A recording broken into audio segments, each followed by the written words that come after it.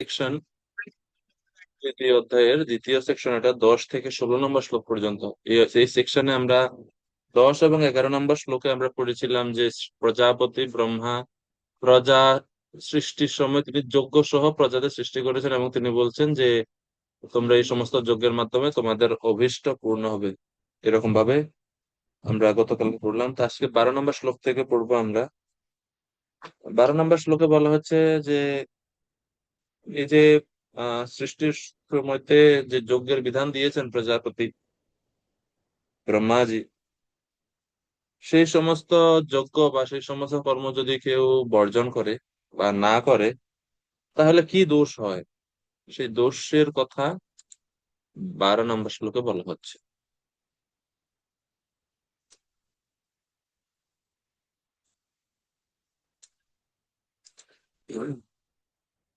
Eastern ভোগান হি ভো দেবা দাস্যন্তে যজ্ঞ ভাবিতা তৈর্দত্তান প্রদায়েভ্যো यो भुङ्क्ते स्तेन एव सः।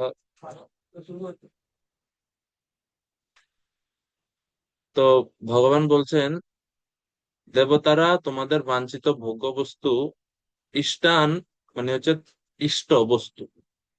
ইষ্ট মানে হচ্ছে অভিষ্ট, মানে আমাদের হৃদয়ে যে বস্তু চাওয়া বা যে বস্তু পাওয়ার জন্য ইচ্ছা আছে এটাকে বলে ইষ্ট বস্তু। ইষ্টান ভোগান হি ভো দেবাহা, আমাদের ভোগ্য বস্তু কে প্রদান করবে? দেবতারা প্রদান করবে। তো এটা খেয়াল রাখা দরকার যে এটা হচ্ছে সাধারণ যে ক্রম বা সাধারণ যে পদ্ধতি তার কথা ভগবান এখানে বলছেন। যদিও এই জড় জগতে আমরা যা কিছু পেয়ে থাকি, এমন অর্থাৎ যারা হচ্ছে দেবতা উপাসক, যারা দেবতাদের উপাসনা করে বিভিন্ন অভীষ্ট বা বর প্রাপ্ত হয়, আমরা জানি যে তারাও সেই সমস্ত প্রকার বর ভগবানের অনুমতি নিয়েই দেবতারা তাদের উপাসকদের দিয়ে থাকে। কিন্তু এখানে যেহেতু সেকশনটা হচ্ছে কর্মকাণ্ড থেকে কর্মযোগ, সেই কারণে আহ ভগবান প্রথমে সাধারণ যে পদ্ধতি বা সাধারণ যে পন্থা, সেই পন্থার কথা এখানে বলছেন যে সাধারণত সবাই দেবতাদের উদ্দেশ্যে যজ্ঞাদি করবে, দেবতারা সন্তুষ্ট হবে, সন্তুষ্ট হয়ে তাদের ভোগ্য বস্তু বা তাদের ইচ্ছাগুলো দেবতারা পূরণ করবে। এরকম ভাবে বেদে বর্ণিত আছে। তো বেদের সেই কর্মকাণ্ডে বা সেই সকাম কর্মের দিকটা প্রথম দিকে এখানে আলোচনা করা হচ্ছে। তপন রায় প্রভু হাত উঠাইছেন, বলুন। হরে কৃষ্ণ। প্রণাম প্রভু। প্রভু, কেন যেন খুব স্লো শোনা যাচ্ছে প্রভু, ভালো শোনা যাচ্ছে না। তো কি করতে পারি তাইলে? মানে একটু যদি সাউন্ড বা এটা সেটা বাড়ানোর কোনো সিস্টেম থেকে থাকে আর কি, কৃপা করে। আমার এখানে তো সর্বোচ্চ সাউন্ড দেওয়া আছে 100%। আর বাদ বাকি আপনাদের শুনতে কোনো অসুবিধা হচ্ছে? ঠিক আছে, বলছে তা আপনার এখানে মোবাইলের সাউন্ড ভলিউমটা একটু দেখে নেন, আর একটু বাড়িয়ে বা কম বাড়িয়েছি কমাতে। সবগুলো, কিন্তু কেন যেন খুব এত লস শুনছি যে শুনতেই পাচ্ছি না আর কি। আমি অনেক পাপি তো, ওই জন্য মনে হয় শোনা যাচ্ছে।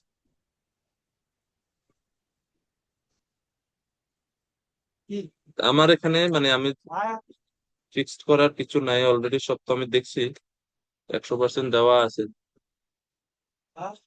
আচ্ছা, দেখা যাক কি হয়। দেখেন, নাড়াচাড়া করে দেখলাম।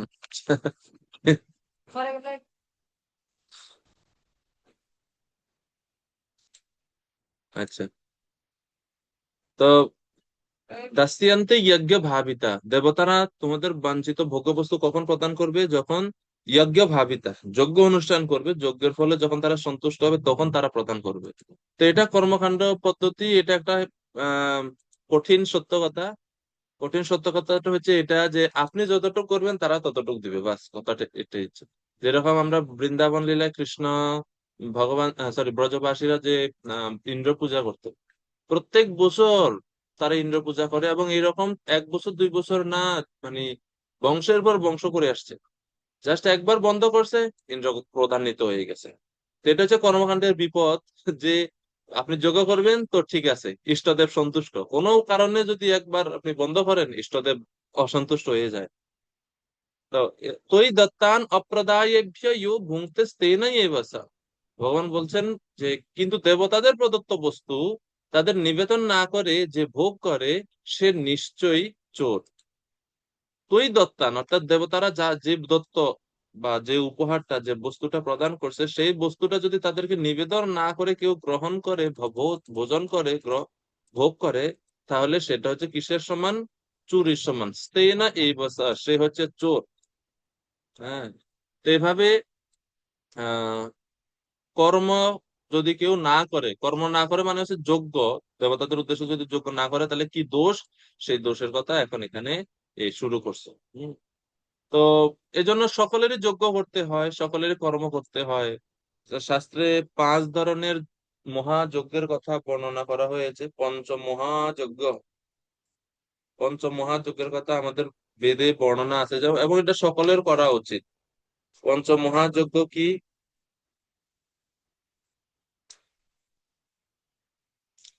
পঞ্চমহাযজ্ঞ হচ্ছে অধ্যাপনম ব্রহ্মযজ্ঞ, পিতৃযজ্ঞস্তু তর্পণম, হোমো দৈব বলির্ভৌত, নৃযজ্ঞ, অতিথি পূজনম।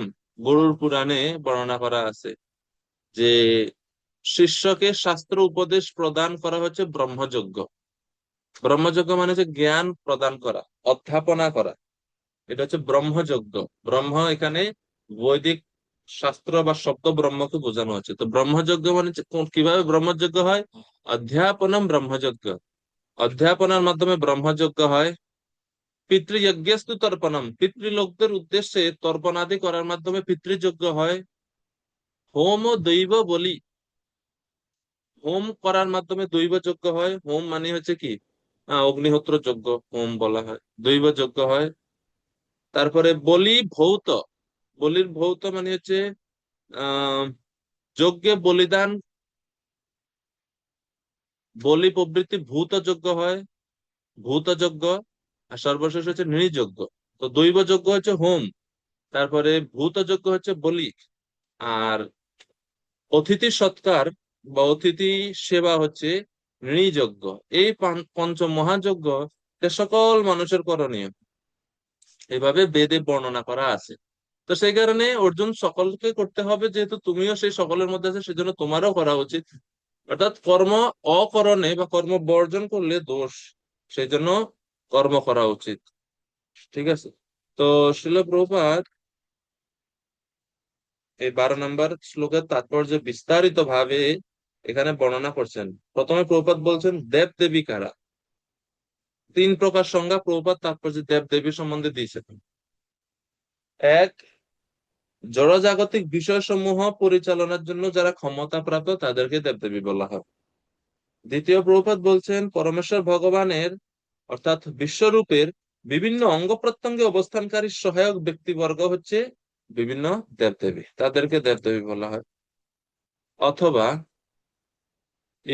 এই ছাড়াও 3 নম্বর হচ্ছে পরমেশ্বর ভগবানের পক্ষে বিভিন্ন বিষয় সরবরাহের জন্য দায়িত্বপ্রাপ্ত যারা প্রতিনিধি তাদেরকেও দেবদেবী বলা হয়ে থাকে। তাহলে এই শ্লোকে যে বিভিন্ন দেবদেবীরা জীবদের কাঙ্ক্ষিত বস্তু প্রদান করে, কই দত্তান অপ্রদায়ভ্য, দেবতাদের প্রদত্ত বস্তুতে, দেবতাদের প্রদত্ত দেবতারা নিজে থেকে দিতে পারে না, সে ভগবানের অনুমোদন ক্রমে ভগবান থেকে বস্তু প্রাপ্ত হয়ে দেবতারা সাধারণ মানুষদেরকে প্রদান করে থাকে। তো সেই কারণে তাদের উদ্দেশ্যে যদি কেউ তাদের প্রদত্ত বস্তু যদি তাদেরকে দিয়ে না দেয়, তাহলে সে নিশ্চয়ই চোর। তো প্রভুপাদ এই প্রথমে দেব দেবিকারা এই প্রকার সংজ্ঞা দিলেন। এরপরে শিল প্রভুপাদ বর্ণনা করছেন যজ্ঞ সম্পাদন না করলে বিপদ কি। প্রথম বিপদ হচ্ছে চোর বলে পরিগণিত হওয়া।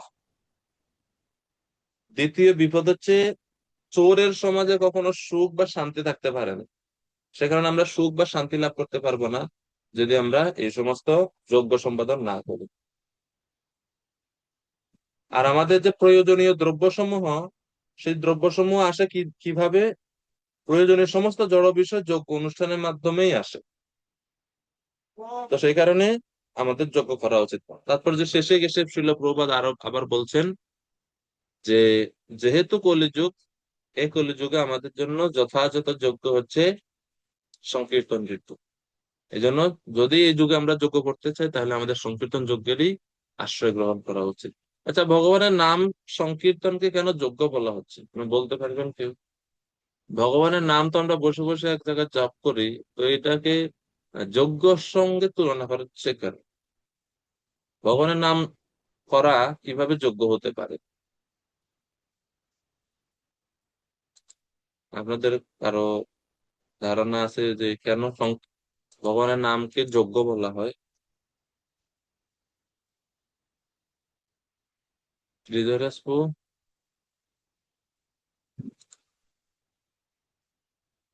বা আর অন্য কেউ? না বউ, আমি তো জানি না যে। অন্য কেউ যদি কারো জানা থাকে বলতে পারেন। শুনছেন না? এটা এটা বলা হয়ে থাকে যে ভগবানের নাম করাটা হচ্ছে যজ্ঞ, সংকীর্তন যজ্ঞ, জপ যজ্ঞ বলে বলি আমরা। এটা যজ্ঞ কিভাবে? এটা হচ্ছে প্রশ্ন। রিঙ্কু সরকার প্রভু। হরে কৃষ্ণ বাবু।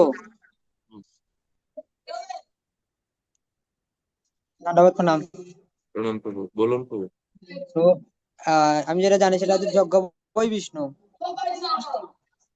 যজ্ঞ বই বিষ্ণু আমরা গতকালকে পড়েছি, যজ্ঞ বই বিষ্ণু। কিন্তু সংকীর্তনটা কিভাবে যোগ্য সেটা একটু আমরা বুঝতে চাচ্ছি। ভগবানের নাম করাটা যোগ্য কিভাবে?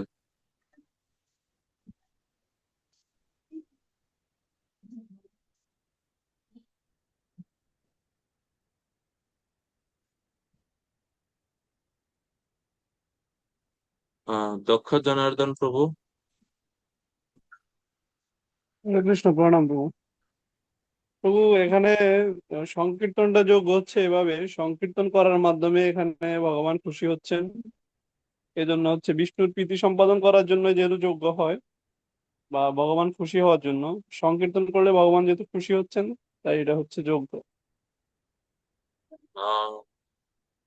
আহ ভগবানের পূজা করলেও তো ভগবান সন্তুষ্ট হন না, তাহলে এটা যোগ্য হবে না?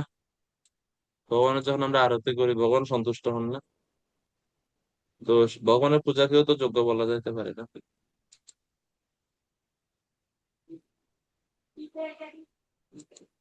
বিষয়টা বুঝতে বুঝতে পারছেন কি না?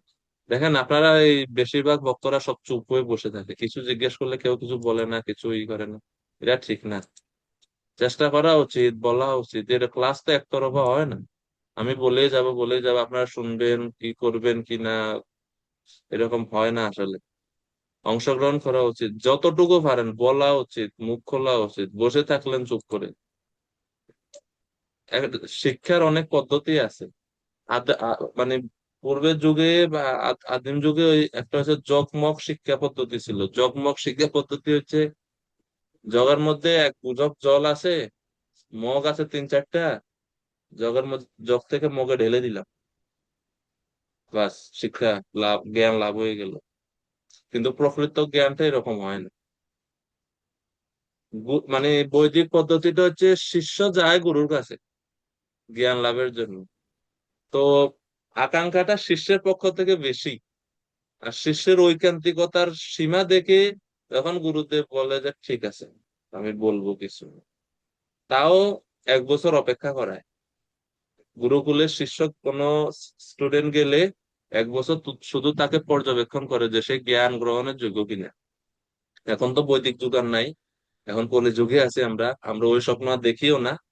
কিন্তু এটা আমরা আশা করি যে আপনারা একটু আগ্রহ থাকবে, একটু বলবেন। কোনো কিছু বললে, কিছু জিজ্ঞেস করলে কেউ কিছু বলেন। এমন না যে আপনারা জানেন না, এরকম না। আপনারা সবাই অনেক অভিজ্ঞতা সম্পন্ন অনেক ভক্তরা আছেন। কয়েকজন কথা বলে, যেমন আমি যাদের নাম জানি, যেমন এখানে যে দক্ষ জনার্দন প্রভু আছে, রেখা মাতাজি আছে, আমাদের হৃদয়রাজ প্রভু আছে, ব্রজানন্দ প্রভু আছে, তারপরে বসন্ত লীলা মাতাজি। এনাদের নাম আমার মুখস্থ আছে, যে এনারা বলে, কথা বলে বেশি, মানে ওনাদের সাথে আমার কথা হয়। কিন্তু বাদ বাকি আপনার যারা ভক্তরা আছেন, হয় কিছু ভক্ত আছে মানে একবারে অফ ভিডিও, এনাদের ভিডিও কোনো সময় অন থাকে না। এটা একটা আহ আর হচ্ছে যে ও কিছু বলেন, চুপ থাকে। তো এটা আশা করি না আমরা। একটু বলবেন আপনারা সবাই, এখানে আমি ছাড়া 29 জন আছেন বা 30 জন আছেন। আপনার তো একটু বলা দরকার, নইলে তো আমি মনে করি যে আমার এটা মনে হয় সত্যি যে আমি হয়তো আপনাদের কাছে বুঝাইতে পারতেছি না, এটা আমার তখন খারাপ লাগে যে আমি আসলে কিভাবে বললে আপনারা ভালো বুঝবেন। আমি একটু চিন্তাই করি এই বিষয়ে, এই জন্য কোনো কিছু যদি বুঝতে অসুবিধা হয় তো জিজ্ঞেস করতে পারেন। আমি যে সর্বজ্ঞ এটা না, এইসব এতক্ষণ পরে যা কিছু বলছি এর অর্থ এটা না আমি সর্বজ্ঞ, আমি সব জানি, এটা অবশ্যই না। আমার অনেক কি আছে, মানে কমতি আছে। কিন্তু আপনারা যদি জিজ্ঞেস করেন সেটা আমি যদি না জানি তখন আমি জানার চেষ্টা করে করে পরে আপনাদের জানাতে পারবো। তো এটা এর ফলে আমার নিজেরও জানাটা বা ভগবত গীতা বোঝাটা আর একটু ভালো হবে। যাই হোক, আহ রাধা প্রেম পূজ্য মাতাজি বলুন। হরে কৃষ্ণ প্রভু, প্রণাম। প্রণাম মাতাজি। প্রভু, ওই 4টি যুগ রয়েছে। বিভিন্ন যুগে ভগবানকে সন্তুষ্ট করার মানে নির্দিষ্ট কিছু পদ্ধতি রয়েছে, মানে আচ্ছা। নির্দিষ্ট কিছু উপায় রয়েছে। হুম। এই কলিযুগ যুগ ধর্মই হচ্ছে হরিনাম সংকীর্তন। শুধুমাত্র এই জন্য মহাপ্রভু এই প্রেমধন নিয়ে এসেছিলেন হরিনাম সংকীর্তনের মাধ্যমে। এই জন্য হরিনাম হুম। সংকীর্তনটাই সব থেকে গুরুত্বপূর্ণ।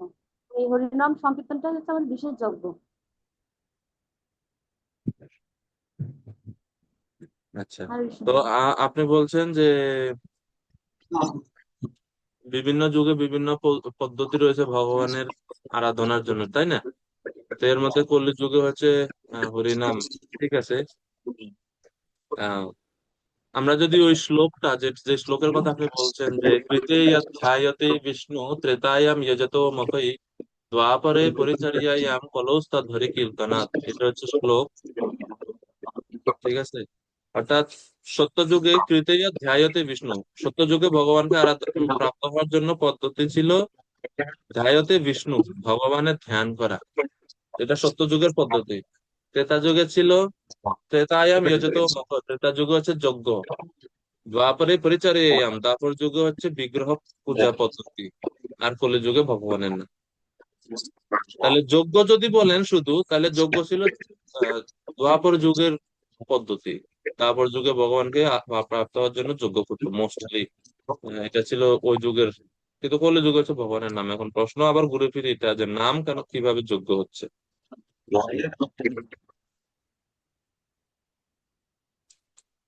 তো এই ব্যাপারে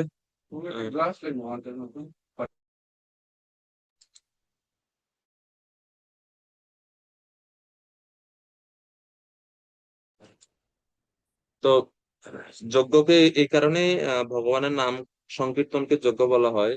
যজ্ঞে যেরকম একটা যজ্ঞ কুণ্ড থাকে, অগ্নি থাকে, ঘৃতাহুতি দেয়া হয়, এবং একজন যাজ্ঞিক থাকে বা পুরোহিত থাকে, তদ্রূপ সংকীর্তন যজ্ঞটাও, সংকীর্তন যজ্ঞতেও এই সবকিছু থাকে। কিরকম?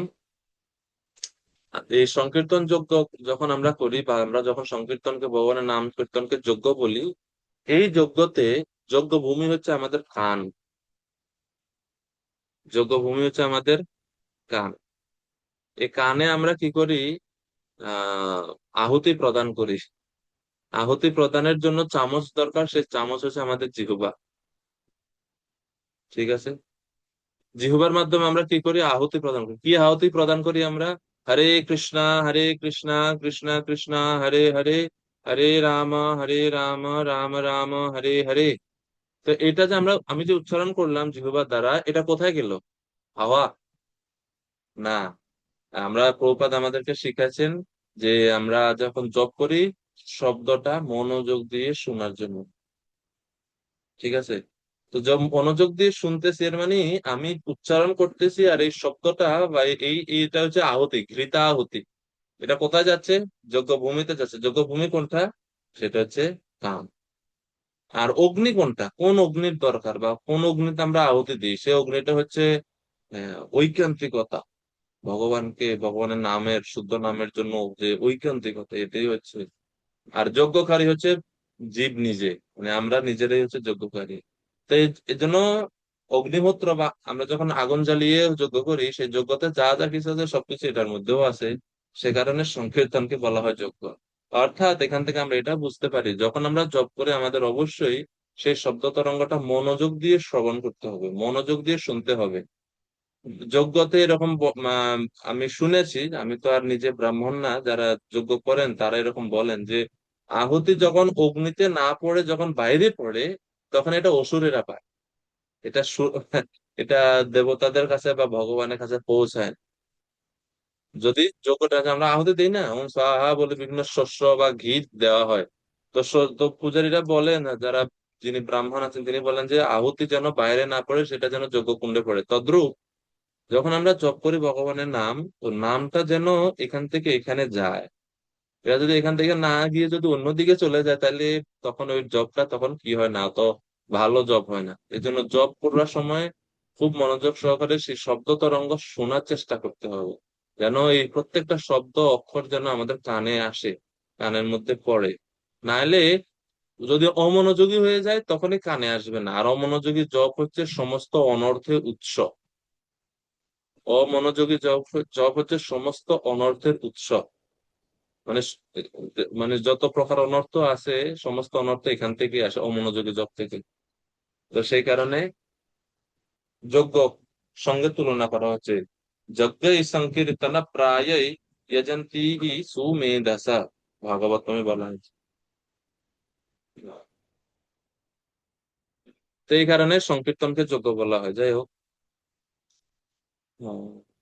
এবং শ্রীল প্রভুপাদের তাৎপর্যের একটা কমন প্যাটার্ন আপনারা দেখবেন, যেখানেই কোনো যজ্ঞে কোনো শ্লোকে বা কোনো শ্লোকে যজ্ঞ সম্বন্ধে বলা হয়, হ্যাঁ, যজ্ঞ সম্বন্ধে যখন বলা হয়, প্রভুপাদ অবশ্যই এই তাৎপর্য বা ওই শ্লোকের তাৎপর্যতে কনক্লুড করবেন যজ্ঞ বলতে সংকীর্তন যজ্ঞ দ্বারা।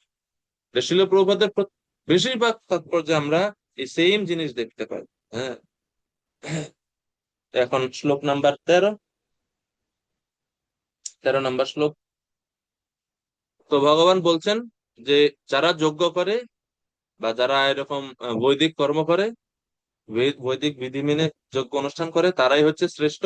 যারা যজ্ঞ করে না তারা শ্রেষ্ঠ না, যজ্ঞকারী হচ্ছে শ্রেষ্ঠ। 13 নম্বর শ্লোক, বিখ্যাত শ্লোক ভগবত গীতা। এবং এই শ্লোকের সঙ্গে আমার একটা ব্যক্তিগত সম্পর্ক আছে। আমার জীবনে সর্বপ্রথম ভগবত গীতা যখন আমি পড়ি, এই শ্লোকটা আমি পড়ছি। মানে আমি যখন প্রথম ইস্কন মন্দিরে যাই, একজন ভক্ত, মানে যিনি আমাকে ভক্তি জীবনে আমাকে আসার সুযোগ দিয়েছেন, ভক্তি জীবন সম্বন্ধে আমাকে বুঝাইছেন, তিনি প্রথম আমাকে হাতে গীতা নিয়ে বলছে তুমি এটা পড়ো। উনি মানে এটা বলে না, তিনি বলছে তুমি গিয়ে 3-13টা একটু পড়ো তো, এরকম বলছে, আমার মনে আছে এখনো। আহ, মনে বলছে 3-13 গিয়ে একটু পড়ো। আমি বলছি 3-13 মানে কি, আমি তো একবারে প্রথম, আমি 3-13 কি আবার। তখন বলছে তৃতীয় অধ্যায়, গীতা খুলে তৃতীয় অধ্যায় 13 নম্বর শ্লোকটা খুলে এটা একটু পড়। তো আমি পড়লাম, আমার পড়া প্রথম শ্লোক এই শ্লোকটা। এবং ওই দিনই এটা শিখেছিলাম, যখন যদি আমি ছিলাম না, ভক্ত ছিলাম না বা অর্থ অর্থ কিছু বুঝিনি, উনি বলছে তুমি এটা মুখস্থ করো। তো আমি মুখস্থ করেছিলাম। এটা প্রথম শ্লোক ভগবত গীতা। यज्ञशिष्टा श्रिनः सन्तो मुच्यन्ते सर्वकिल्बिषैः भुञ्जते ते त्वघं पापा ये पच्यन्त्यात्मकारणात्। মনোহর শ্রীধর প্রভু কৃপা করে অনুবাদ করবেন।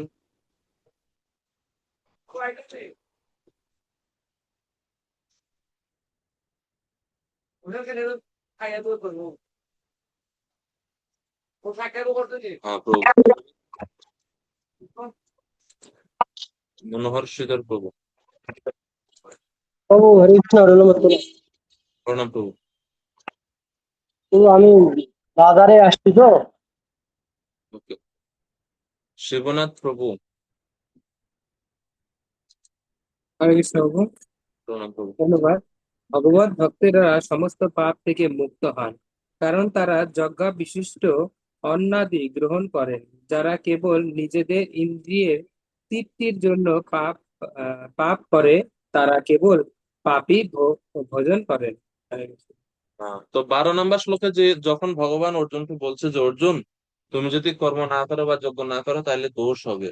এখন অর্জুন ভাবতেছে আমার এই যে যজ্ঞ, এই বিভিন্ন দেবতাদের সন্তুষ্টি, দেবতাদের সন্তুষ্ট করলে যে তারা বিভিন্ন সুখ সুখ ঐশ্বর্য প্রদান করবে, এগুলো কোনো দরকার নেই। আমি এগুলো কিছু চাই না। আমার দরকার নাই যজ্ঞ।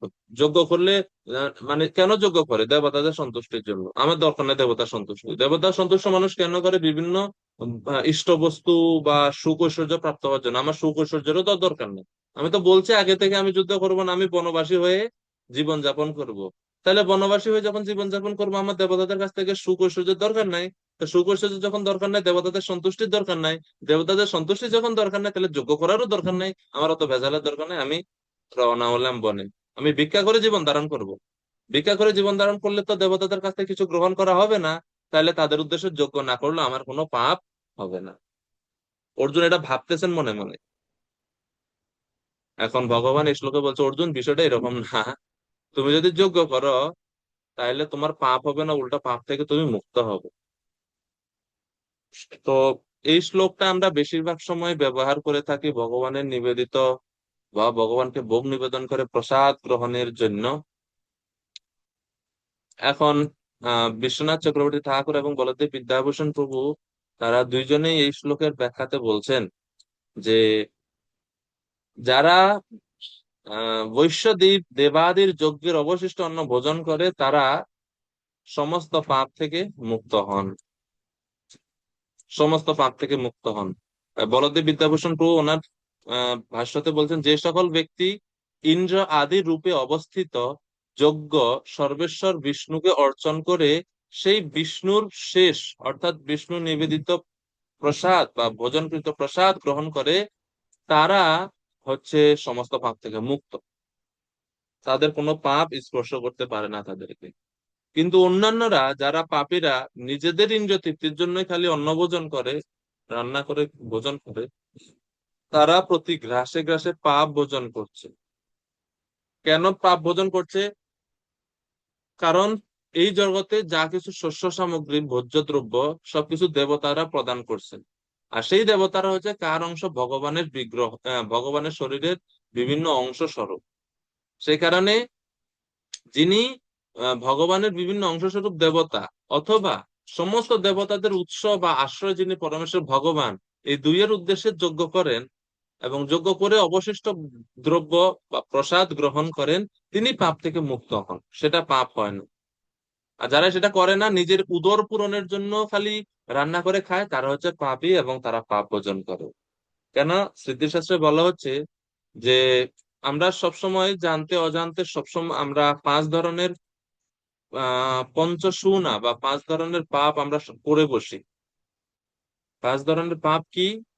কুণ্ডনী, পেশনী, চুল্লি, উদকম্বী ও মার্জনী। কণ্ডনী, পেশনী, চুল্লি, উদকম্বী চ মার্জনী পঞ্চ পঞ্চসুনা গৃহস্থস্য তাভি সর্গম ন বিন্দতি। অর্থাৎ গৃহস্থরা এই পাঁচ প্রকারের পাপ তারা করে থাকে, এই জন্য তারা স্বর্গপ্রাপ্ত হয় না।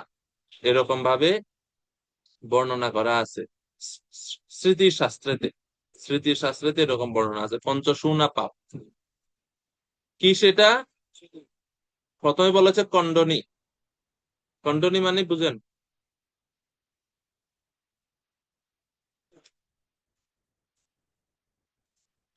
কণ্ডনী মানে হচ্ছে ব্রজানন্দ প্রভু। তো শিলনোড়া। শিল নাড়া। পেশনি মানে হচ্ছে শিল, যে মানে কি করা হয়, এই যে মুসল যেটাতে পেট, ওটাকে বলা হয় পেশনি। সেটাকে বলা হয় পেশন প্রভু। কন্ডনী মানে কি? আমি শিলা প্রভুপাদ তাৎপর্যে দেখি একটু।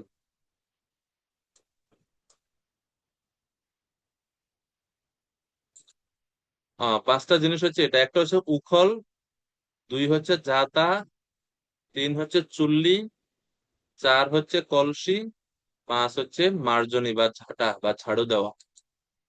তো কন্ডনী, পেশনি।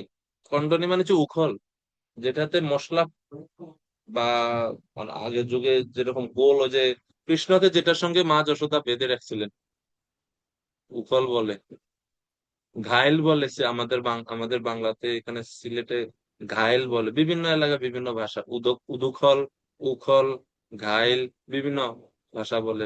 মানে যে এটা কাঠের মতো থাকে, এরকম উঁচু থাকে, একটা লোহা দণ্ডের মতো থাকে, ওটা দিয়ে মানে মশলাপাতি এরকম গুঁড়া করা হয়। তো ওটাকে বলা হয় কন্ডনি। 2000 পেশনি, পেশনি মানে হচ্ছে জাতা, যেটা দিয়ে ঘুরিয়ে ঘুরিয়ে আহ পাউডার করা হয় বা কোনো কিছু। 3 নাম্বার হচ্ছে জল কলসি, উদকুম্ভ, উদকুম্ভ মানে হচ্ছে জল কলসি। 4 হচ্ছে চুল্লি মানে চুলা। 5 হচ্ছে ঝাড়ু দেওয়া। এই 5টা কর্মের সময়ে অজান্তেই পাপ হয়। আর এই সমস্ত প্রকার পাপ থেকে মুক্ত থাকে তারাই যারা ভগবানকে নিবেদন করে প্রসাদ আস্বাদন করে। কারণ এই 5টা পাপই হয় রান্নার কাজে গেলে। ঠিক আছে, আপনি মনে করুন ক্ষেত থেকে ধান নিয়ে আসলেন, এখন ধানকে কি করতে হবে? সিদ্ধ করতে হবে, প্রথমে সিদ্ধ করে শুকাইতে হবে, তারপরে ধানকে ভাঙতে হবে। তা আগের যুগে তো এরকম মেশিন মেশিনারি অত ছিল না, বাড়িতে সবাই এরকম নিজেরা নিজেরা ঢেকিতে, তো খন্ডনি মানে ঢেকিও বলা যেতে পারে, ঢেকিতে ধান করতো, ধান থেকে চাল আলাদা করতো, তারপরে সেগুলোকে জল জল দিয়ে ধুয়ে রান্নাত বসাইতো, চুলা জ্বালাইতো, ঘর মুছতো। তো এই প্রত্যেকটা কাজে কি হতো? প্রাণী হত্যা হতো অজান্তে, অনেক প্রাণী হত্যা হতো এবং পাপ হতো। তো দেখুন বৈদিক পরম্পরাটা বা আমাদের বৈদিক পদ্ধতিটা কত সূক্ষ্ম, যে অজান্তে যে সমস্ত পাপ, অনিচ্ছা সত্ত্বেও যে সমস্ত পাপ, সেই সমস্ত পাপ গুলাকেও কাউন্ট করে, এগুলোও পাপ বলে কাউন্ট করছে। তো কতটুকু সূক্ষ্ম দৃষ্টি সম্পন্ন এই আমাদের বৈদিক পরম্পরা। তো গৃহস্থদের কথা এখানে বলা হয়েছে, কেননা গৃহস্থরা এই 5টা কাজ সবসময় করে থাকে। বৈদিক সময়ে সন্ন্যাসী বানপ্রস্থি যারা থাকতেন, তারা আগুনের মানে তারা রান্না করতেন না। সন্ন্যাসীরা কোনো সময় নিজেরা রান্না করতেন না, তারা ভিক্ষা করে জীবন ধারণ করতেন। গৃহস্থরাই রান্না টান্না করতেন, সন্ন্যাসীরা কখনো রান্না করতেন না। সেই কারণে বলছে গৃহস্থ। গৃহস্থ এখানে এই জন্য আলাদা ভাবে এখানে উল্লেখ করছে। হ্যাঁ, পঞ্চসুনা গৃহস্থস্য তাভি স্বর্গম ন বিন্দতি।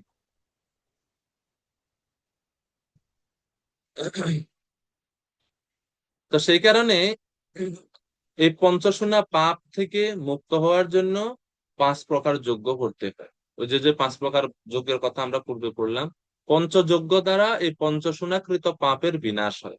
আর যারা ভগবানকে নিবেদন করে বা দেবতাদের নিবেদন করে সেই দ্রব্য ভোজন করে, তারা সেই পাপ থেকে মুক্ত হতে পারে বলে এখানে বলা হচ্ছে। যজ্ঞ শিষ্টাশিনা সন্ত মুচ্যন্তে সর্বকিল বিষয় ভুঞ্জন্তে ত্বগম পাপা ইয়ে পচ্যন্তি আত্মকারণাৎ।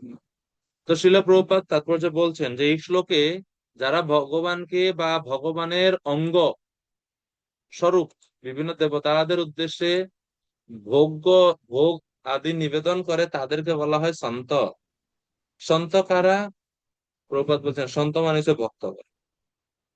ব্রহ্মসংহিতার শ্লোকে উদ্ধৃতি করে শিল প্রভুপাদ বলছেন, প্রেমাঞ্জন চরিত ভক্তি বিলোচনেন সন্ত সদৈব হৃদয়েষু বিলোকয়ন্তি।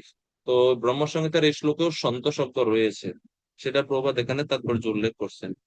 তো এখান থেকে আমরা শিল প্রভুপাদের তাৎপর্যের কিছু বৈশিষ্ট্য দেখি। শিল প্রভুপাদের তাৎপর্য আমরা পড়লে দেখি যে যখন শ্লোকের মধ্যে বা আলোচনার কোনো বিষয় আছে এবং সেই আলোচনার বিষয়ের সাথে সাদৃশ্যপূর্ণ কোনো শ্লোক থাকে যদি শাস্ত্রেতে, শিল প্রভুপাদ তাৎপর্য সেটা কোট করেন, সাদৃশ্যপূর্ণ শ্লোক উদ্ধৃতি করেন প্রভুপাদ তাৎপর্যে। যেরকম এই শ্লোকে আছে সন্ত, তো প্রভুপাদ মনে আমাদের স্মরণ করিয়ে দিচ্ছেন যে ব্রহ্মসংহিতার 5ম অধ্যায়ের 38 নম্বর শ্লোকে সন্ত শব্দের ব্যবহার করা আছে। সন্ত মানে ভগবানের, গোবিন্দের, সবসময় যারা গোবিন্দকে দর্শন করেন, গোবিন্দের প্রতি আকৃষ্ট ভগবানের ভক্ত, তারা সবসময় শ্রবণ কীর্তন স্মরণ ইত্যাদি ভক্তি অঙ্গগুলো তারা সবসময় অনুশীলন করে থাকে। আর অন্যদিকে যারা যজ্ঞ করে না বা ভগবানকে নিবেদন করে না, তারা হচ্ছে পাপী বা চোর, এবং তারা কখনো সুখী হতে পারে না। শ্রীল প্রভুপাদ তাৎপর্যের এখানেও শেষে বলছেন, তাই সর্বতভাবে সুখী হওয়ার জন্য তাদের কৃষ্ণ ভাবনায় উদ্বুদ্ধ হয়ে সংকীর্তন যজ্ঞ করা শিক্ষা গ্রহণ করতে হবে, তা না হলে এই পৃথিবীতে সুখ ও শান্তি লাভের কোনো আশা নেই।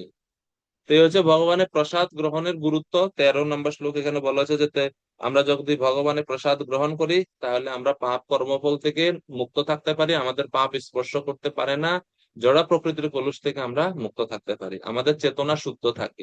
এসব হচ্ছে প্রসাদ গ্রহণের গুরুত্ব। প্রসাদ গ্রহণের গুরুত্ব 14 নম্বর শ্লোকেও আছে। 14 নম্বর শ্লোকে কি বলা হচ্ছে? अन्याद् भवन्ति भूतानि पर्जन्यातन्न सम्भव यज्ञात् भवति पर्जन्यो यज्ञः कर्म समुद्भव। অন্ন খেয়ে প্রাণীগণ জীবন ধারণ করে, বৃষ্টি হওয়ার ফলে অন্ন উৎপন্ন হয়, যজ্ঞ অনুষ্ঠান করার ফলে বৃষ্টি উৎপন্ন হয়, এবং শাস্ত্রোক্ত কর্ম থেকে যজ্ঞ উৎপন্ন হয়। তো এই শ্লোকে এই শ্লোক এবং পরবর্তী 13, 14, 15, 16, 14 থেকে শুরু হচ্ছে মূলত, 14, 15, 16 এই 3টি শ্লোকে যজ্ঞ চক্র সম্বন্ধে বলা হচ্ছে। যেহেতু এই বেদে এই যজ্ঞের বিধান দিয়েছে, 11 নম্বর শ্লোক থেকে আমরা 10 থেকে এই যজ্ঞের কথা বলছি, তো যজ্ঞ চক্র সম্বন্ধে বলছে। কি রকম ভাবে বলছে? 14 নম্বর শ্লোকে অন্যাদ ভবন্তি ভূতানি, অন্ন খেয়ে প্রাণীগণ জীবন ধারণ করে। আচ্ছা, ভালো। অন্ন খেয়ে প্রাণীগণ জীবন ধারণ করে, সব প্রাণী কি অন্ন খায়?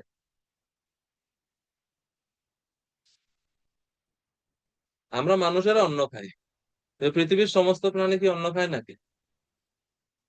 তাহলে এখানে যে বলছে অন্নাদ ভবন্তি ভূতানি, অন্ন খেয়ে প্রাণীগণ জীবন ধারণ, প্রাণীগণ বহু বচন, ভূতানি প্রাণীগণ জীবন ধারণ করে, সমস্ত প্রাণীরা তো অন্ন খায় না, তাহলে কি তার মধ্যে ভুল আছে? ভুল আছে না?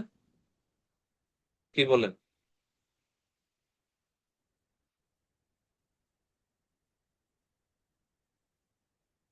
সমস্ত প্রাণীরা তো অন্ন খায় না। বাঘে খায় মাংস, বাঘ সিংহ তারা মাংস টাংস খায়। তৃণভোজী প্রাণীরা তারা ঘাস লতা পাতা খেয়ে থাকে। আমরা মানুষেরাই অন্ন খাই, অন্য তো সবাই খায় না, খায় নাকি? খায় না তো। তাহলে এই যে শ্লোকে বলছে যে অন্নাদ ভবন্তি ভূতানি, অন্ন খেয়ে প্রাণীগণ জীবন ধারণ করে, এটা কি ঠিক হলো? নাকি এখানে অন্য শব্দের অন্য কোনো অর্থ থাকে, অন্য কোনো অর্থ আছে? আপনাদের কি মনে হয়?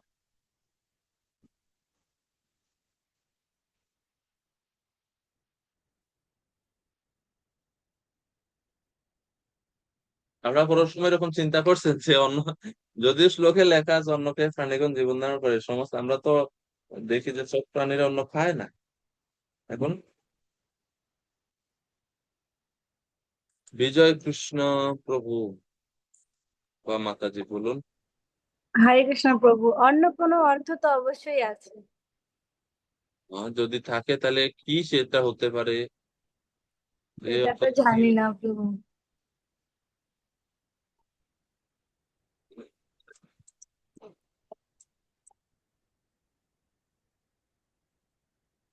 আর কেউ জানেননি?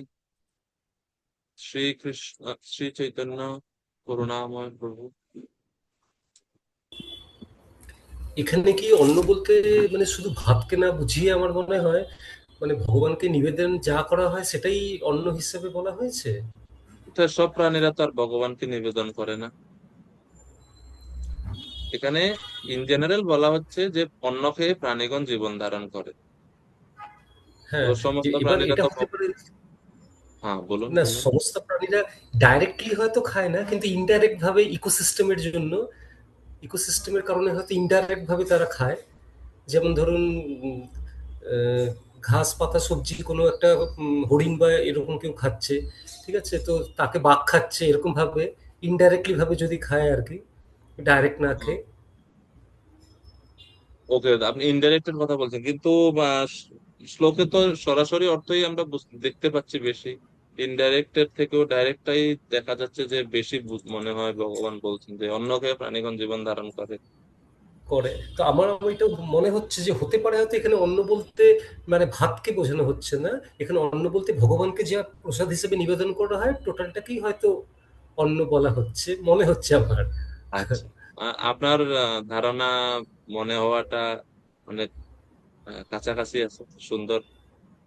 আমরা এরকম চিন্তা করতে পারি যে কি হতে পারে, চিন্তা করতে তার অসুবিধা নেই। শাস্ত্র শাস্ত্রে আমরা মিলিয়ে দেখবো।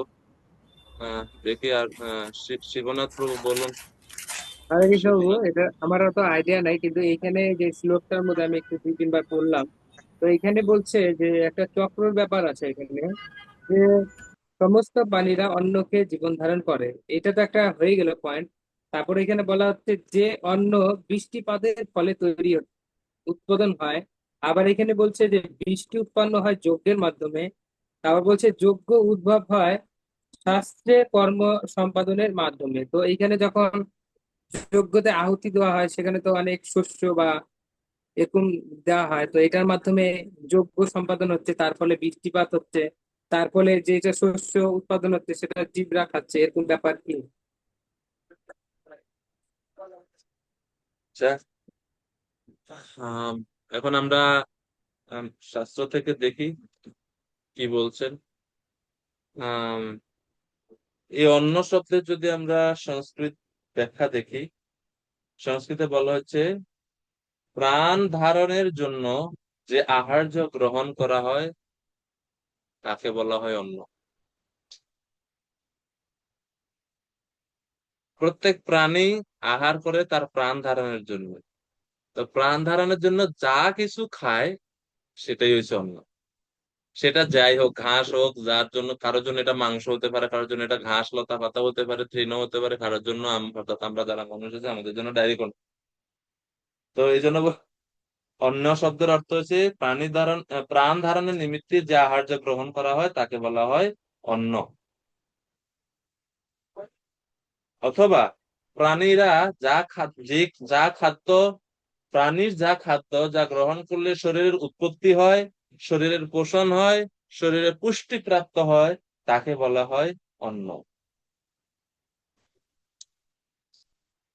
কিছু কিছু দেখবেন কীট আছে, পোকামাকড় আছে, মাটির ভিতরে থাকে, মাটি খেয়ে জীবন ধারণ করে, তো মাটি তাদের জন্য অন্ন। তো যেই প্রাণী যা খেয়ে জীবন ধারণ করে, শরীর পোষণ হয়, পুষ্টি হয়, বৃদ্ধিপ্রাপ্ত হয়, সেটাই হচ্ছে তার জন্য অন্ন।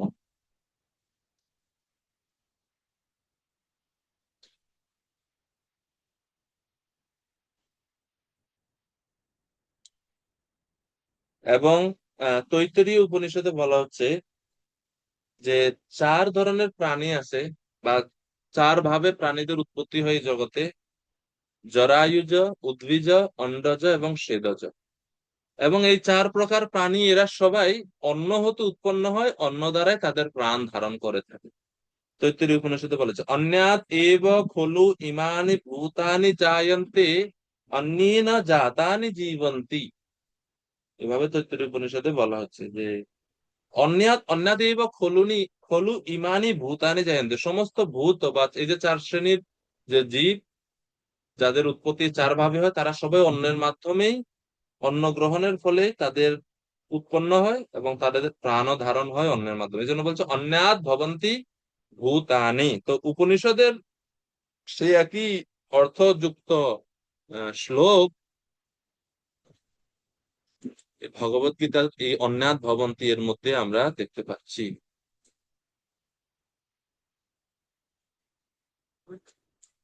অন্ন যখন খায়, অর্থাৎ প্রাণ ধারণের জন্য সেই প্রাণের জন্য যা নির্দিষ্ট, সে যখন তা গ্রহণ করে, তার ফলে কি হয়? তো বলদেব বিদ্যাভূষণ প্রভু বলছেন যে পঞ্চভৌতিক প্রাণীগণ অন্ন আদি শস্য বা প্রভৃতি আহার করে, ভক্ষণ করে। ভক্ষণের ফলে কি হয়? শরীরে যখন সে ভক্ষণ করে, সেটা সর্বশেষ পরিণতি, আমরা যা কিছু খাবার গ্রহণ করি তার সর্বশেষ পরিণতি কি হয়? শুক্র বা শোণিত বা রক্ত রূপে সেটা পরিণত হয়। সর্বশেষ পরিণতিটা হচ্ছে বীর্য বা শুক্রতে পরিণত হয়। তারপরে কি হয়? সেই শুক্রর মাধ্যমে সে পরবর্তী আহ তার যে রিপ্রোডাকশন, যে বংশবৃদ্ধি, সেই বংশবৃদ্ধি সে করে থাকে। তো এই দিক থেকেও যদি আমরা দেখি, এই যে জীবের সৃষ্টি হচ্ছে কিসের দ্বারা? সৃষ্টি হচ্ছে অন্নের দ্বারা। কারণ অন্ন গ্রহণের ফলে সেটা শরীরে বীর্য রূপে সঞ্চিত হয়, সেই বীর্য দ্বারা সে পরবর্তীতে সন্তানাদি উৎপন্ন করে। তো তার মূল কারণ হচ্ছে ওই অন্ন। সে কারণে বলছে অন্নাৎ ভবন্তি ভূতানি। দুইটা ভবন্তি বলতে জন্মগ্রহণ করে, ভবন্তি অর্থ প্রাণ ধারণ করে, দুইটাই এখানে নেওয়া যায়। অন্নাৎ ভবন্তি ভূতানি। তারপরে বলছে পর্জন্যাৎ অন্ন সম্ভব। আচ্ছা, অন্ন তো খেয়ে প্রাণীগণ জীবন ধারণ করে, বুঝলাম। এই অন্নটা কিভাবে লাভ হয়, বা এই যে খাদ্যটা, শস্যটা, সেটা কিভাবে লাভ করে জীব?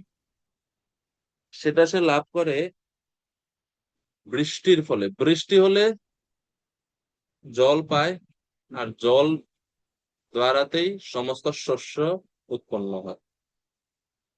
এজন্য পরের সাইকেল, মানে যজ্ঞ চক্রের, এখানে যজ্ঞ চক্রের প্রথম জায়গা হচ্ছে জীব। জীব বেঁচে থাকে কিভাবে? সে বেঁচে থাকে খাদ্য শস্য খেয়ে। খাদ্যটাকে এখানে অন্ন বলছে আমরা। আচ্ছা, খাদ্য কিভাবে উৎপন্ন হয়? পরে বলছে পর্জন্য। পর্জন্য শব্দের অর্থ হচ্ছে বৃষ্টি। বৃষ্টির মাধ্যমে খাদ্যশস্য উৎপন্ন হয়, কারণ জল ছাড়া কোনো কাজ হয় না। আর এখন বর্তমান যুগে আপনারা বলবেন, এখন তো আর জলের জন্য আমরা বৃষ্টির লাগে অপেক্ষা করি না, আমরা তো পাম্পের আছে আমাদের, এখন অত্যাধুনিক প্রযুক্তি আছে।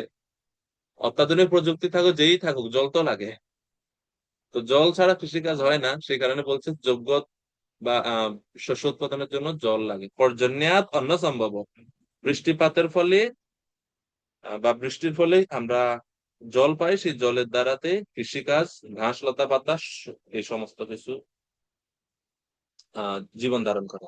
আর এই যে আমাদের শ্রী চৈতন্য প্রভু যেটা বলছেন, যে এই যে খাদ্য শৃঙ্খল কথাই আমরা যদি দেখি, ইকোসিস্টেমে আহ তৃণভোজী প্রাণীদের উপর ভিত্তি করে বা নির্ভর করে থাকে আমিষভোজী প্রাণীরা। ঠিক আছে না?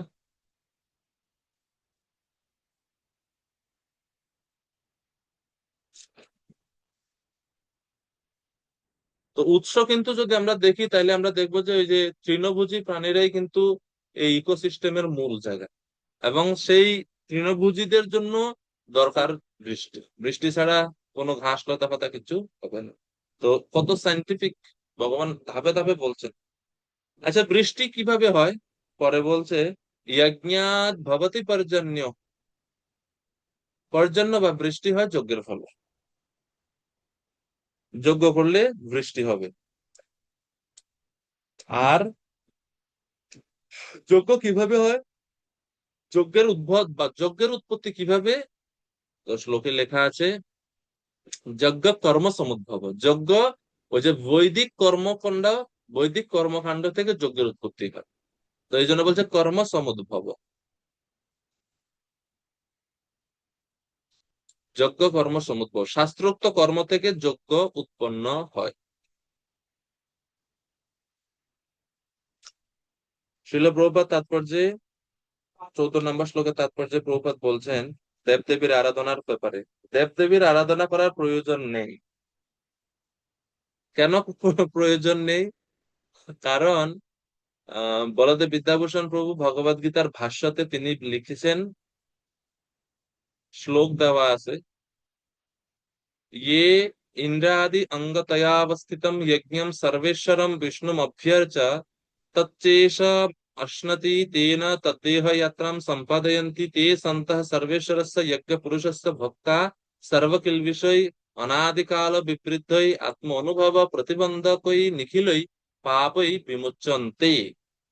बहुत लंबा। এর অর্থ হচ্ছে পরমেশ্বর ভগবান হচ্ছেন যজ্ঞ পুরুষ, সমস্ত যজ্ঞের ভোক্তা হচ্ছেন তিনি। তিনি হচ্ছেন সমস্ত দেবদেবীর ঈশ্বর, দেবদেবীরও ঈশ্বর। দেহের অঙ্গ প্রত্যঙ্গ যেরকম সারা দেহের সেবা করে, ভগবানের অঙ্গ স্বরূপ বিভিন্ন দেবদেবীরাও তেমন ভগবানের সেবা করে। তো সেই কারণে আমরা জীবেরা যখন সেবা করব, আমরা এই ভগবানের অঙ্গ স্বরূপ দেবী দেবীর সেবা না করে সরাসরি আমরা ভগবান শ্রীকৃষ্ণের সেবা করতে পারি। ভগবান শ্রীকৃষ্ণের আরাধনা করা হলে দেবদেবীর, যারা হচ্ছে ভগবানের অংশ বিশেষ, তাদের আরাধনা আপনা থেকেই হয়ে যায়। যেরকম শ্রীমৎ ভাগবতমে বিখ্যাত শ্লোক রয়েছে যে यथा तरोर मूल निषेचनेन तृप्यन्ति तत्स्कन्द भुजोपशाखा प्राणोपहाराच्च यथेन्द्रियाणां तथैव सर्वार्हणं तथैव सर्व अर्हणम अच्युत ইজ্জা। যে গাছের গোড়ায় জল দিলে যেরকম সমস্ত বৃক্ষ পুষ্ট হয়, তদ্রূপ ভগবান শ্রীকৃষ্ণের আরাধনার ফলে সমস্ত দেবতাদের সন্তুষ্টি বিধান হয়ে। তো এইভাবে প্রভুপাদ বলছেন যে দেবদেবীর আরাধনার প্রয়োজন নেই। পরবর্তী পয়েন্ট প্রভুপাদ বলছেন যে কৃষ্ণ ভাবনামৃত হচ্ছে জীবাণু প্রতিরোধক টিকার তুল্য। আহ, কৃষ্ণ ভাবনা জীবাণু প্রতিরোধক টিকার তুল্য কিরকম? প্রভুপাদ বলছে যখন কোনো সংক্রামক ব্যাধি মহামারী রূপে ছড়িয়ে পড়ে, তখন রোগ প্রতিষেধক টিকা নিলে মানুষ তা থেকে রক্ষা পায়। সেই রকমই যখন এই জড়জগতের সবাই ভোগ ঐশ্বর্যে জড়জাগতিক কলুষতা রূপ সংক্রামক ব্যাধিতে প্রভাবিত বা আক্রান্ত, তখন এই কৃষ্ণ ভাবনামৃত রূপী ভগবত প্রসাদ, ভগবানের নাম ইত্যাদি গ্রহণের ফলে আমরা এই জড় জগতের কলুষতা থেকে মুক্ত থাকতে পারবো। সেই কারণে বলছে মুচ্যন্তে সর্বকিল বিষয় 13 নম্বর শ্লোকে। আর ভগবানের নিবেদিত প্রসাদ গ্রহণ না করা হলে কি সমস্যা? আমরা যদি ভগবানকে নিবেদন না করে খাই তাহলে কি হবে? প্রভুপাদ বলছেন প্রথম প্রভাব পড়বে যে তাদের পাপ ক্রমশই বাড়তে থাকবে। যেহেতু বলছে প্রতি গ্রাসে গ্রাসে তারা পাপ ভোজন করে, তাহলে পাপ ক্রমশই বাড়বে। আর নিজের কর্মফল ভোগ করার জন্য পরবর্তী জীবনে পশু শরীর বা দেহ লাভ করতে হবে।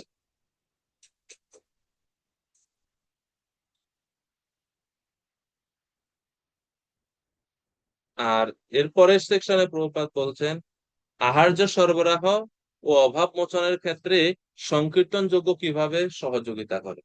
যে যে আমি আগেই বলেছিলাম যে প্রত্যেক তাৎপর্যের শেষে প্রভুপাদ সংকীর্তন যোগের কথা বলবেন। এখানেও প্রভুপাদ বলছেন যে সংকীর্তন যদি আমরা করি তাহলে আহার্য সরবরাহ হয় এবং সমস্ত খাদ্য অভাব মোচন হয় বা দূর হয়।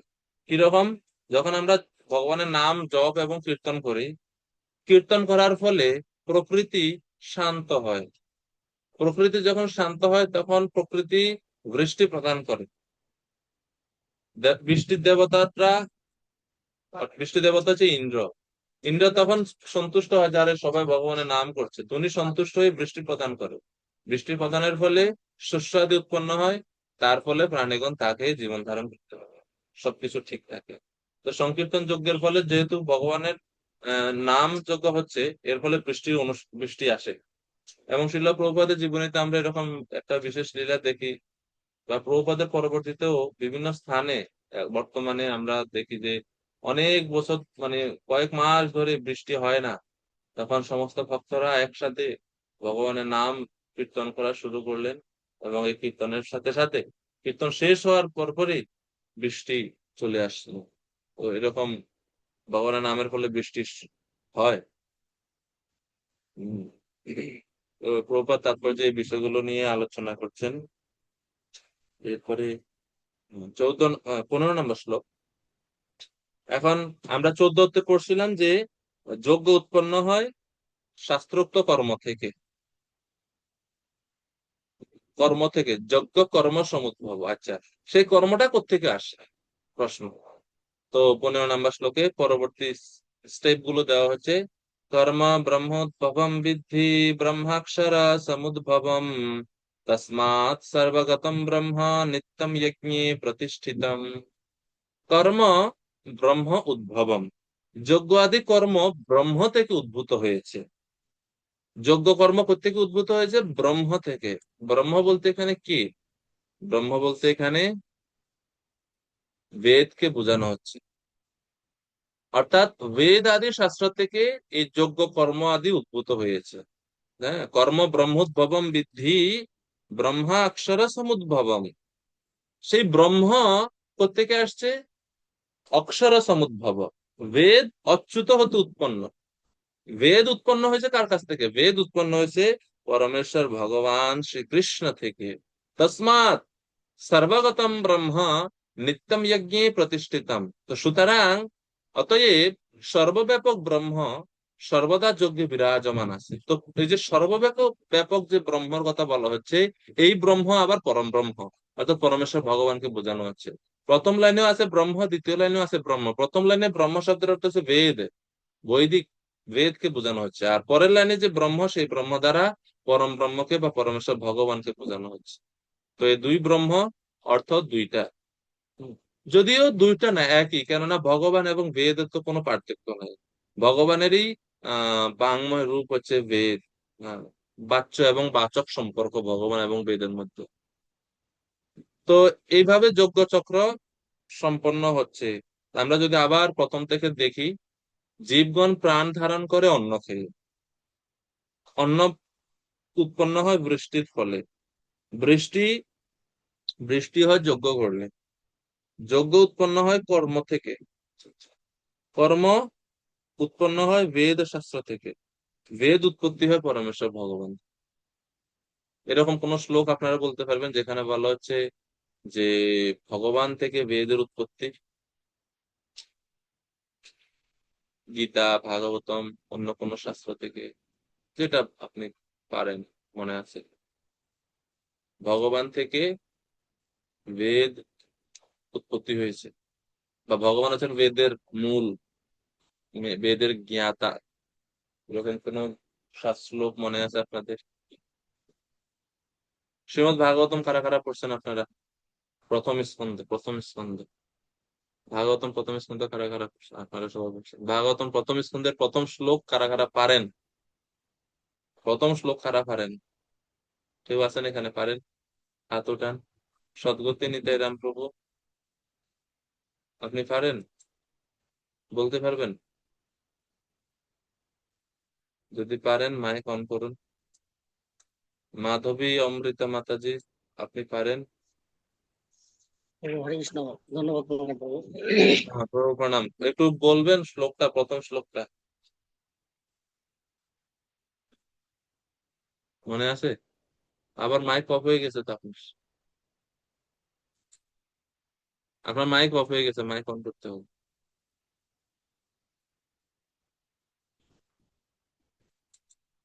যাই হোক, শুদ্ধ ভক্ত নরোত্তম প্রভু। হরে কৃষ্ণ, ধন্যবাদ প্রণাম প্রভু। যতদূর মনে পড়ছে ভাগবতমের প্রথম শ্লোক হচ্ছে ওং নমো ভগবতে বাসুদেবায়। এটা তো খালি এক লাইন বললেন। মা, মা, এটা তো প্রথম মা। লাইন হলো, পরের গুলো ওম নমো ভগবতে বাসুদেবায় জন্মাদ্যস্য यत्त्वन्नयादितरतश्चार्थेष्वभिज्ञस्वराट् तेने ब्रह्महृदाययादि कवये मुह्यन्ति यत्सूरयः तेजो वारिमृदं यथा विनिमयो यत्र त्रिसर्गं मृषा धाम्ना स्वेन सदा निरस्तकुहकं সত্যম পরম ধীমহি। এই হচ্ছে প্রথম শ্লোক। এই শ্লোকের মধ্যেই উত্তর আছে। প্রথমে বলা আছে যে তেনে ব্রহ্মা হৃদয় আদি কবয়ি। ব্রহ্মা যিনি হচ্ছেন আদি কবি, তাকে যিনি বৈদিক তত্ত্বজ্ঞান দান করেছিলেন।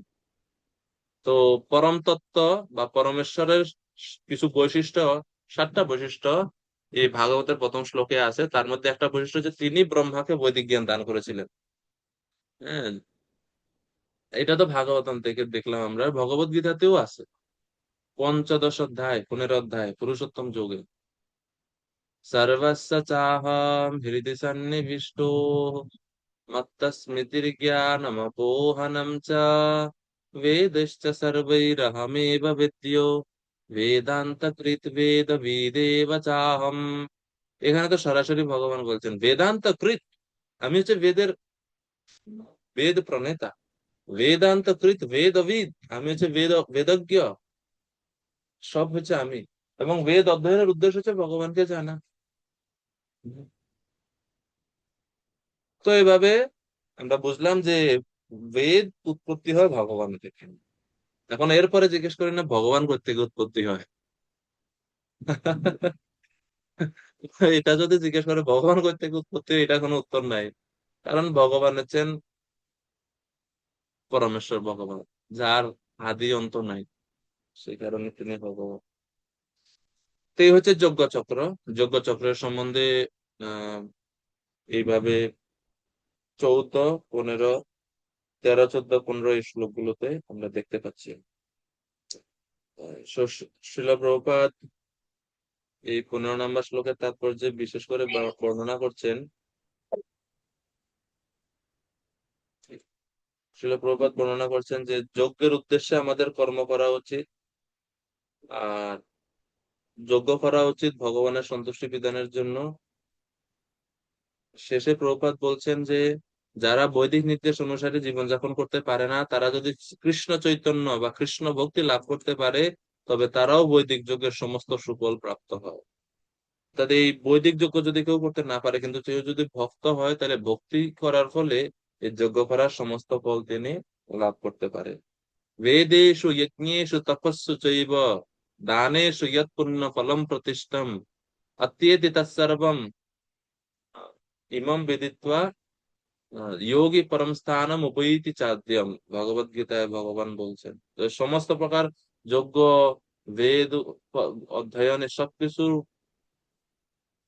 ফল একজন ভক্ত ভক্তি করেই লাভ করতে পারে। ঠিক আছে, তো আমরা এই 15 নম্বর শ্লোক পর্যন্তই আজকে রাখবো। আগামী ক্লাসে আমরা 16 থেকে পরের অংশ পড়বো। হরে কৃষ্ণ হরে কৃষ্ণ